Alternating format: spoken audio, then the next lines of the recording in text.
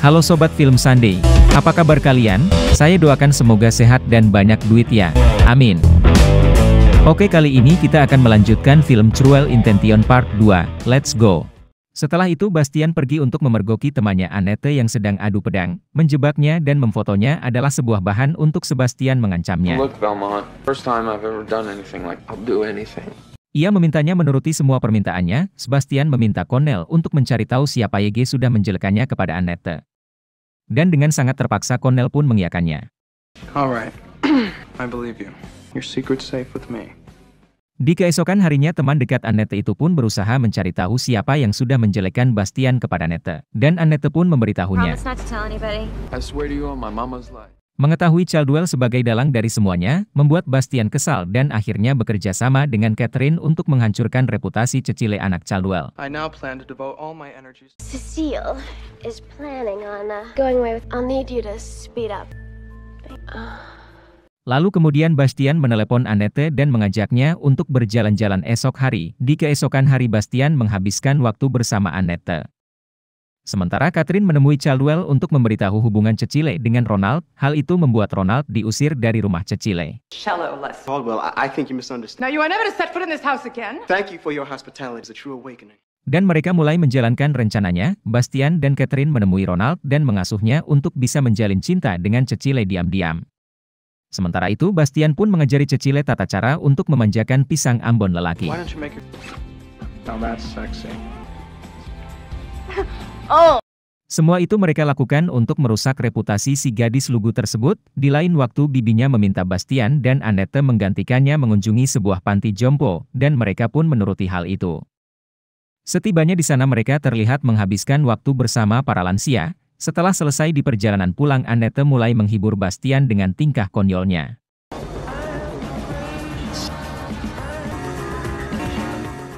Hal itu justru membuat Bastian tertawa dan merasakan cinta untuk pertama kalinya, cie. Di sisi lain Cecile terlihat resah akan hal yang sudah ia perbuat dengan Sebastian semalam. Ia berusaha menceritakan semuanya kepada Catherine, namun karena kebusukan Catherine yang justru makin membodohi Cecile. Cecile yang polos itu justru senang dan terus menuruti semua perkataan Catherine. You had an orgasm. Hingga tiba waktu malam Cecile kembali menghabiskan malam bersama dengan Bastian. Demi sebuah dendam, Bastian tega membongkar aset seorang gadis lugu yang tak berdosa. Di pagi hari Catherine memergoki Sebastian yang sedang mengamati Annette. Oh no, she's crying. Hal itu membuat Catherine merasa ada yang salah dari Sebastian. Hal itu membuat terjadinya perdebatan di antara mereka. Namun karena pertarungan itu membuatnya bersikeras untuk memenangkannya. Tak lama Sebastian pun pergi untuk menghampiri Annette. Bonjour, mademoiselle. Ia mendekati Annette lalu kemudian mulai menawarkan jigong serta hendak berweketaria. Namun kala itu Annette menolaknya. Hal itu membuat mereka I bertengkar. have feelings for you. Then what's wrong? It's not like you have a husband. Annette pun bergegas pergi meninggalkan Bastian. Pada malam hari Bastian datang ke kamar Annette. Come in. Awalnya ia bermaksud berpamitan padanya, namun tiba-tiba saja Annette mendekatinya dan perlahan bertukar jigong. Lalu ia menariknya ke dekat tempat tidur dan mulai melepas asetnya.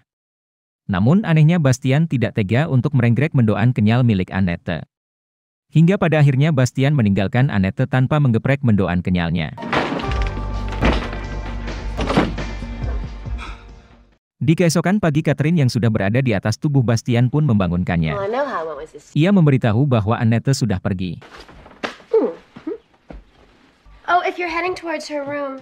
Hal itu membuat Bastian bergegas pergi mencarinya. Mengetahui Annette ada di stasiun, ia pun bergegas menyusulnya. Hingga tibalah di suatu stasiun di sana, ia berhasil menemukan Annette. Kemudian Bastian membawanya ke rumahnya. Di kamar itulah semuanya terjadi, dan disitulah Annette harus merelakan mendoan kenyalnya diobok-obok oleh pisang Ambon milik seorang playboy. Setelah itu Annette pun bergegas pergi.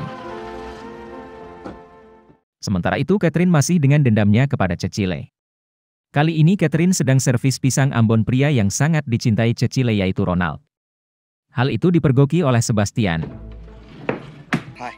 Terlanjur kepergok akhirnya Ronald pun pergi dan Catherine mulai merayu Sebastian. Call me. So I assume you've come here to make a ring. Namun kali ini berbeda, Bastian menolak ajakan Catherine dan hal itu membuatnya kesal. I wanna fuck. And I don't.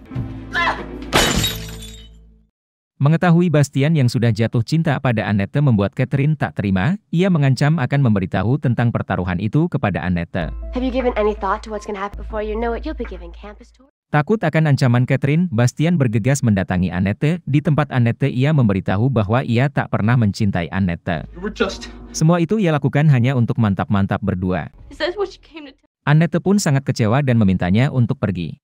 touch me? Don't fucking touch me, Sebastian! Setelah itu ia datang ke kamar Catherine dan menceritakan semuanya. Tapi jahatnya Catherine yang justru terlihat bahagia atas kebodohan Bastian. It's my triumph. Your triumph over Annette. Mengetahui jahatnya Catherine membuat Bastian menyesali semua perbuatannya itu, ia berusaha mendatangi Annette untuk meminta maaf dan memperbaiki semuanya. Namun Annette sudah tak mau menemuinya, hingga akhirnya ia pun menitipkan surat dan sebuah jurnal harian miliknya. Annette pun menerimanya dan mulai membacanya. Dear Annette, I don't know what the truth of the matter is. Being with you was the only... Di jurnal itu semua tentang Bastian tertulis dengan sangat baik. Semua kejahatannya dan semua tentang Annette pun ada di sana. Namun tak hanya itu, semua kegiatan Catherine pun tertulis di jurnal tersebut. Tak merasa puas dengan semua yang sudah ia lakukan, Catherine pun kembali berulah. Kali ini ia menelepon Ronald dan mengatakan bahwa Bastian sudah membobol wanita yang ia cintai yaitu Cecile. Stay there. I'll be right over. Mendengar hal itu membuat emosi Ronald memuncak. Dengan sangat emosi Ronald bergegas pergi mencari Bastian untuk memberinya pelajaran. Sementara itu Bastian yang kala itu berada di depan tempat tinggal Annette terlihat kelelahan dan bergegas pulang. Annette yang melihat itu berusaha menyusulnya. Di tengah perjalanan Ronald bertemu Bastian dan terjadilah perkelahian. Perkelahian itu dilihat oleh Annette. Annette berusaha menghentikan mereka, namun naas ia malah terpental ke tengah jalan. Terlihat sebuah mobil melaju kencang ke arah Annette. Melihat hal itu Bastian pun berlari dan menyelamatkan Annette, hingga akhirnya Bastian tertabrak oleh mobil dan meninggal di tempat. Libur sekolah telah usai, di sekolah terlihat semua orang berduka atas meninggalnya Bastian. Di tengah duka yang menyelimuti, Annette memergoki Catherine yang sedang mengkonsumsi garam premium atau disebut barang haram. Tak hanya itu, Annette yang telah membaca jurnal Bastian dan mengetahui semua kejahatan Catherine, berniat memberitahukannya kepada semua orang. Hal tersebut dilakukan dengan cara mencopi jurnal harian Bastian lalu dibantu oleh Cecile. The one person I could not... Jurnal itu pun disebarluaskan ke seluruh siswa. Seketika Catherine yang dikenal sebagai gadis cantik yang menjadi panutan di sekolah harus merasakan malu karena semua kejahatannya. Film Pin berakhir. Itulah tadi alur cerita film Cruel Intention 1999, ambil positifnya dan buang negatifnya. Saya Mimin dari Film Sunday mohon undur diri dan bye-bye.